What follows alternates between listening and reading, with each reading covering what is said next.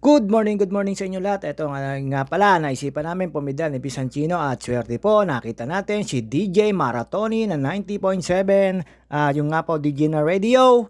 Naalala ano ko lang po, nabosesan ko lang po yung pala si DJ Maratoni na nagpa-picture tayo. At binidyoan ko po, napakagandang babae pero hindi naman po katangkadan. Pero Tagalos Baños lang pala siya, kaya pala lagi ko naririnig pagka nasa lab radio ako at nagdadrive ako. Lagi po siya ang naririnig ko at binabati niya ang taga Los Baños, taga Umali pala siya, DJ Maratoni. At ito po, syempre nakita ko si Eloy Sarillo. Eloy Hernandez, shoutout sa iyo at sa family mo, shoutout sa iyo. At yun nga po, meron siyang ngayong market at may work. Paglampas ko po doon, nandun po siya nakaupo at kumabay po. Siyempre, eto, magkasama na kami ni Pinsan Chino. Alam na this, punta kami na Aguila Base at may plano po kami mag-year end ride sa 31. Sa 31 po ay parang balak ni Pinsan Chino ay pasukin namin or punta namin ang Kamay ni Jesus. Ayun nga po, wala naman po kami nakakasama pero syempre napakasarap pong rumay doon at napakasarap pong pumidal doon. Talagang nakakaubos ng tuhod. Iikot nga ako kami sa Merosario at papunta po kami ng Calaraya. Doon po kami mag-iikot. At yun nga po, ito syempre dire-diretso lang po tayo. Syempre shoutout sa family ni Consil Jeff at ni Marlita.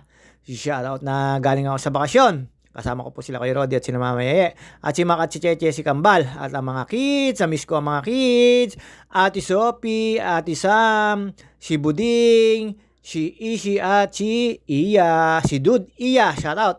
At ito syempre dire-diretso lang po tayo. Alam nyo naman po, pagka na gusto nyo mag-swimming or ligo or mag-Christmas party, look, Monet Castillo, KMCA Page, KMCA Nagomi, KMCA JP, KMCA Docs, KMCA RNG, KMCA Lagoon, KMCA JP at KMCA White House. Ayan po yung mga resort na pwede nyo pagbilian.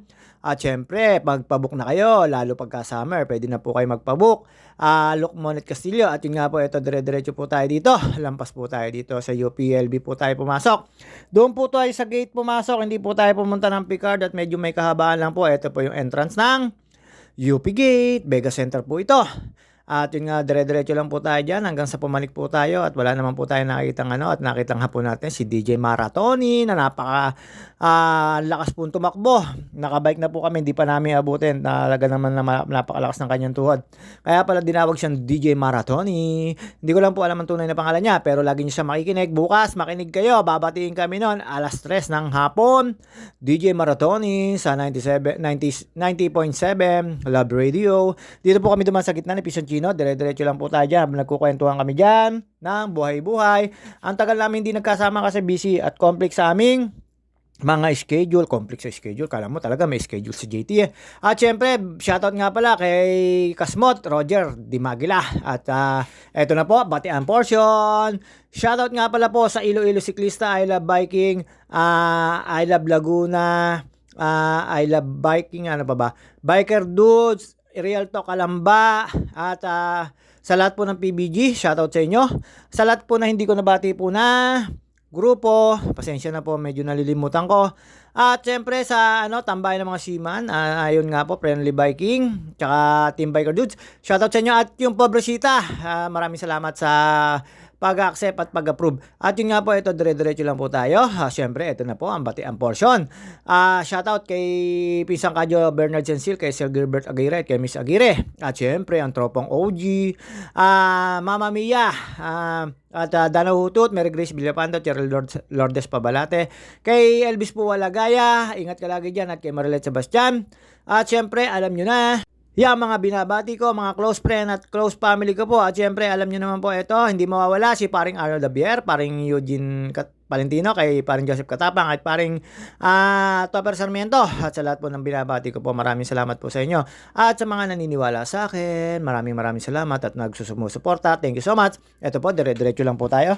Ito po yung sinasabi ko sa inyong forestry. Pag di po kayo dumating dito, forest to lang. Pero lampas po tayo sa forestry hanggang sa umabot po tayo ng Aguila Base. Pagdating po sa Aguila Base, doon po kami nagpakita ni DJ Maratoni na napakagandang babae. Kasama niya po, may kasama po siya. Pero secret po yung kasama niya, kaya hindi ko na po pagsasabi. At yun nga po, niloko ko pa. Pero okay, ang kalog nung magjowa. Sobra ng bait-bait ni DJ Maratoni. Pero kung ano po siya sa ere, ganun din po siya kakulit sa ground. Tapos nagbablog po siya, binidyo niya kami. Tapos in-interview niya ako. Alam nyo naman po, peeling tayo. At yun nga po, syempre dire-diretso po tayo dito. Daan po tayo ng forestry. May dadaanan po kayo dito small community at yung mga building na yan. Dire-diretso lang po tayo dyan. Daan po tayo sa gate ng papanik po ng Aguila Base. Pagdating po sa gate ng Aguila Base, syempre magbabayad po kayo ng 25 pesos at mag-iiwan kayo ng ID kasi yun ang monitoring na para pumanik ka o malaman nila na nasa taas ka. Pagbaba nyo po, syempre mag-ano po kayo, mag-time check out. Tapos, pag nakapag-time check out na kayo, kung bibigay sa inyo ID nyo, pwede na kayong umuwi or sa ma'am kayo pumunta. Ito po yung building na makikita nyo po rito bago kayo pumanik ng FIC2 or Aguila Base, Flat Rocks, or Mud Spring. Basta ito madadaanan nyo po, ganyan po kaganda yan. Ganyan po kaganda talaga yan kasi dito napakasarap po. Mount Makiling po ito, napakasarap pong pumidal dito, wala pong stress kasi po ay madami pong kapunuan, kukunti po sasakyan, lalo po sa papanik ng Aguila Base. Ayan, nakita nyo naman po, medyo may tiyan-tiyan tayo kasi sa bakasyon, talaga namang ang dami ko nakain at alam niyo naman po pagkasama ko si Marlita at saka si Kuya Jeff, alam niyo na yun, at saka si Kuya Rodi, puro kain. Syempre garbage man tayo ang taga-ubos at saka napakasarap po ng kinakain namin nun. At dire-diretso lang po tayo, kailangan natin mag-burn ng calorie, JT. Sa mga ka-JT ko, sa lahat po ng kabike ko, ingat po tayo sa mga driver ko. Syempre, ayan na, pidal-pidal lang po tayo, papanig na po tayo dyan sa may gate po ng papuntang FIC2 or Aguila Base, basta dyan may makikita ho kayong guard, tapos dire-diretso lang po tayo, tapos pagka lampas nyo po dyan, ang marinig nyo lang po, huni ng ibon at kung ano-anong kahayupan ang marinig nyo po dito sa Mount Makiling. At yun nga po, nagkwentuhan kami ni Pisan Gino, may nadaanan daw po siyang hindi niya lang malaman kung sawa, pero hindi naman daw cobra kasi hindi naman daw nalaki ang panga. At yun nga po, dire-diretso lang po tayo dito, papanek. Pagkalampas nyo po dyan sa may gate, marami na po kami nakasabay dito. Marami rin pong mga nagwo-walking. Meron po mga nauna sa taas. At syempre, pumunta kami kay ate at nakatikim po tayo ng buko-ron. Ang sarap po ng buko-ron. With buko. Ayan, si Pisan Chino, nakita nyo naman po. Chill-chill lang. Wala kami parehas ensayo kasi parehas kaming busy, parehas kaming conflict ang schedule. Uy, baka si Pinsan Chino lang, hindi ako. At syempre, shoutout nga pala po kay Paring Darwin na nagbabakasyon sa Bicol, sa family mo, at kay Pinsan Elmer. Ito po, kaya po natin nag-i-ensayo tayo dahil po may nasusunod kaming ride, year-end ride sa papunta pong Kamay ni Jesus. At after po noon, January, may set po kami.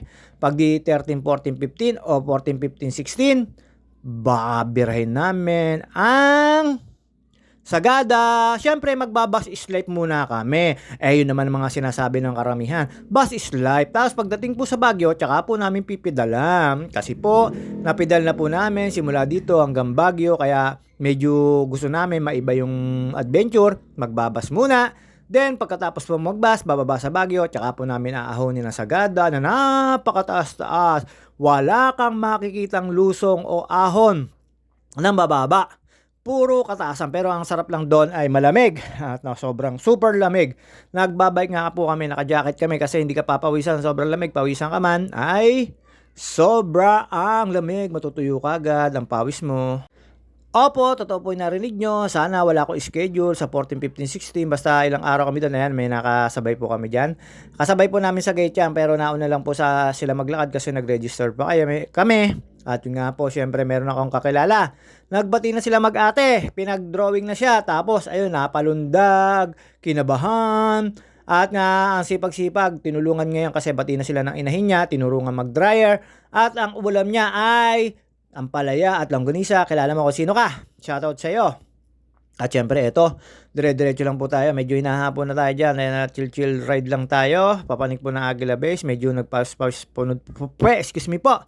Nagpunas-punas tayo ng pawis kasi medyo maalat na po yung pagkakatikim ko. Bumabagsak po kasi syempre sa aking bibig, ang pawis ko. Ayan, nakita nyo naman po. Dire-diretso lang po tayo dyan. Ayan, dito po napakatahimik po nito.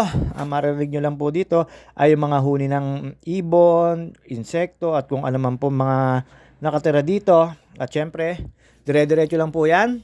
Dito may recovery po ito. Ito ilang po yung pinaka-recovery, 1% o 2% na ahon.